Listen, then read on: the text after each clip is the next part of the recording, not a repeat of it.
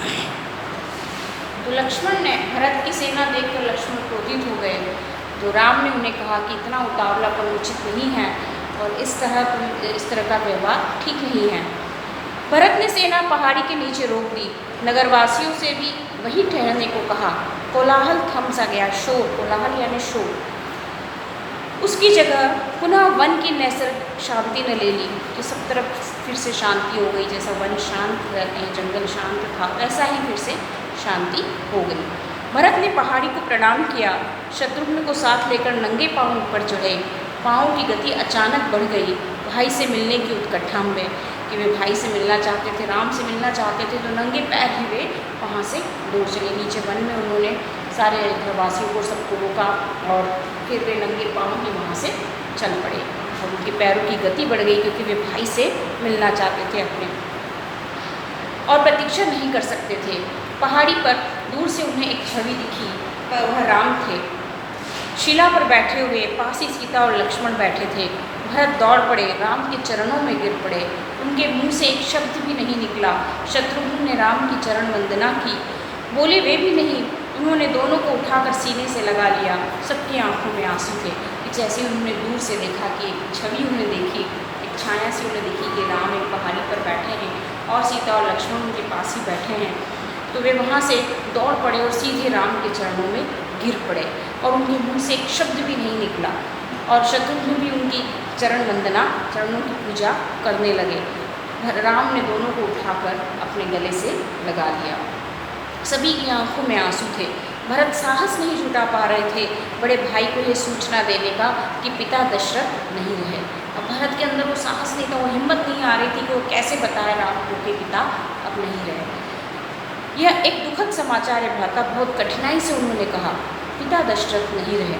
आपके आने के छठे दिन दुख में उन्होंने प्राण त्याग दिए। राम सन्न रह गए, शोक में डूब गए। और जैसे ही भरत बताते हैं कि आप आए उसके छठे दिन ही उन्होंने आपके दुख में, आपके बन जाने के दुख में उन्होंने प्राण त्याग दिए, तो राम एकदम शोक में डूब जाते और हैरान रह जाते हैं। राम को पता चला कि भरत के साथ केवल सेना नहीं आई है, नगरवासी आए हैं, गुरुजन है, माता है कैकेयी भी। राम लक्ष्मण पहाड़ी से उतरकर उनसे भेंट करने आए। सबसे स्नेह से मिले। सीता को तपस्विनी के वेश में देखकर माताएं दुखी हुई। राम ने कैकेयी को प्रणाम किया सहज भाव से।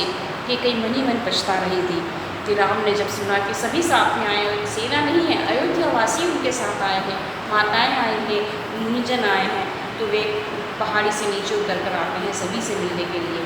और वे माता कैकेयी से, सभी माताओं से मिलते हैं। माताएं सीता को तपस्विनी के वेश में देखकर बहुत दुखी होती हैं।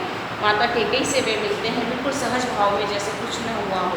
माता कैकेयी मनी मन बहुत पछताती हैं। अगले दिन भरत ने राम से राजग्रहण का आग्रह किया, समझाया, विनती की कि अयोध्या लौट चले। राम इसके लिए तैयार नहीं हुए। पिता की आज्ञा का पालन अनिवार्य है।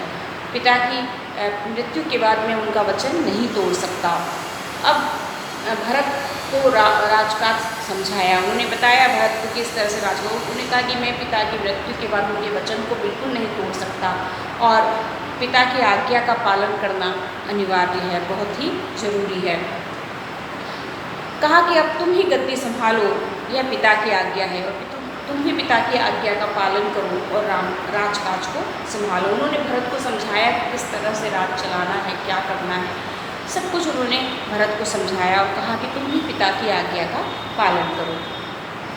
राम भरत संवाद के समय मंत्री और सभासद वहाँ उपस्थित थे। मुनि वशिष्ठ भी।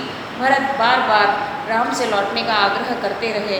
राम हर बार पूरी विनम्रता और दृढ़ता के साथ इसे अस्वीकार करते रहे।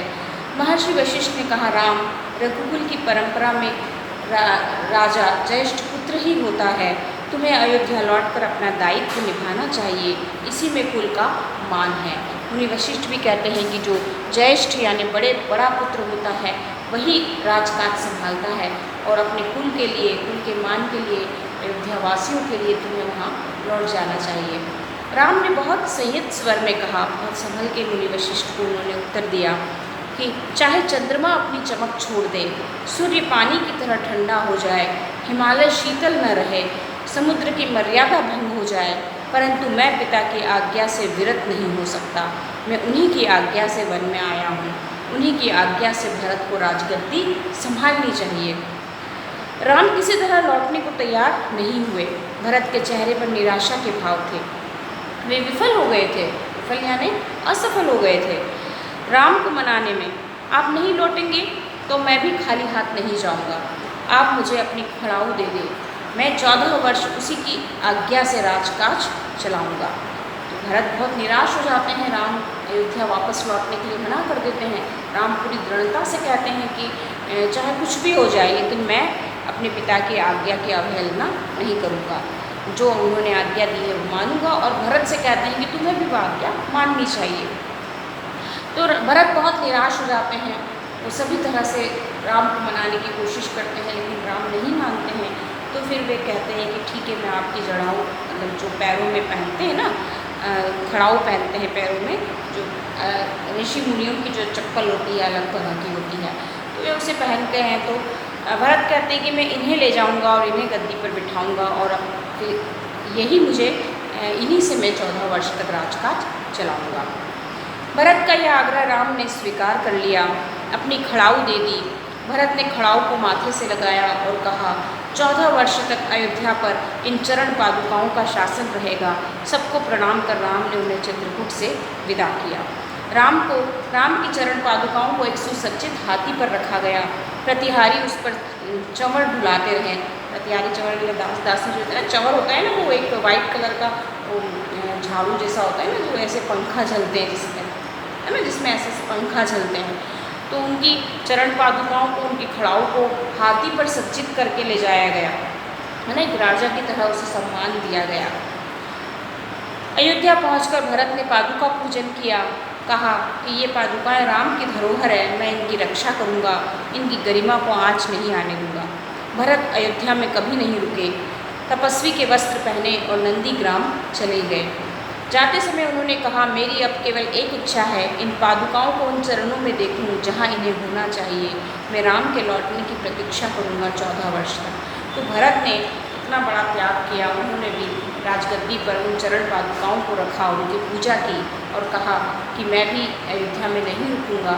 और वे भी तपस्वी के वेश में नंदीग्राम में 14 वर्ष तक रहे, जब तक राम लौट कर नहीं आए। भरत ने भी नंदीग्राम में तपस्वी के रूप में अपना जीवन निर्वाह किया और 14 वर्ष तक उन्होंने उस गद्दी पर राम की खड़ाऊ को, राम के चरण पादुकाओं को रखा और वहीं से राजकाज उन्होंने संभाला। तो चित्रकूट में भरत और राम का मिलन इस प्रकार हुआ कि सभी ने देखा और सभी की आंखों में आंसू आ गए। और भरत ने बहुत कोशिश की राम को वापस लाने की, लेकिन राम वापस नहीं आए। और उन्होंने भरत को समझाया कि तुम्हें भी राजगद्दी संभालनी चाहिए। भरत ने उनकी खड़ाऊ को अपनी राजगद्दी पर, अयोध्या के सिंहासन पर रखा और उन्होंने राजकाज को संभाला।